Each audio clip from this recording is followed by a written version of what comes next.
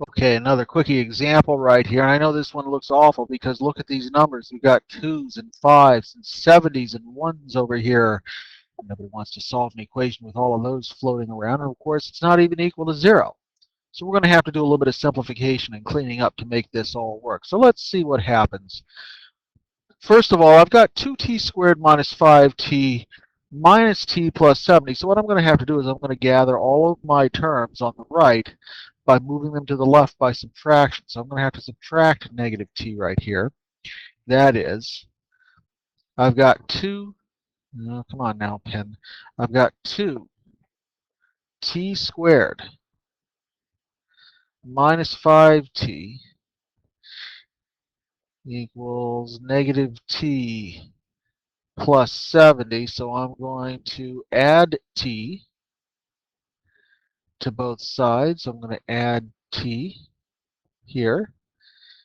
And I'm going to subtract 70 on both sides. So I'm going to subtract 70 from the left-hand side and 70 from the right-hand side. So on my left-hand side, I should see 2 times t squared minus 4 times t minus 70. And of course, if I've done everything correctly on the right, yep, it's equal to 0. So now I want to see what I can do to factor this. Well, there's a couple of steps right here. First of all, there is a GCF, a greatest common factor, of 2. So we're going to want to factor that out before we even begin anything else. If I factor out 2, I'm going to have t squared minus, let's see, 4 divided by 2, that's 2t, minus, let's see, 70 divided by 2, that's going to be 35. And that's all going to equal 0. All right. And I'm going to need to find two factors such that the two binomial factors have a product of t squared as the first term, have a factors of something that equals negative 35 whose sum is negative 2. Well, the only answer to that one would be negative 7 and positive 5. And then we set each of these equal to 0. So t minus 7 is equal to 0. T plus 5 is equal to 0. Again, we don't worry about the 2 because 2 does not equal 0. There's no value of t that you can substitute in to make that true.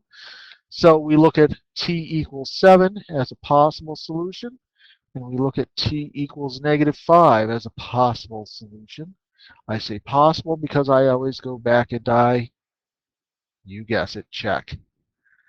So let's see if our check works out. Let's take t equals 7 first and see where we end up. So that means we're going to have to take 2 times 7 squared minus 5 times 7 and show that that's the same thing as negative 7 plus 70. All right. Well, this is 2 times 49 here minus 35, and that should be equivalent to 63 when we do the subtraction on the right. 2 times 49, let's see, that's 18. Carry the 1. 2 times 4 is 8 plus 1, 98 minus 35. Does that equal 63? Well, let's see. 8 minus 5 is 3. 9 minus 3 is 6. So yeah, that works out very well. Let's try t equals negative 5. So 2 times negative 5 squared minus 5 times negative 5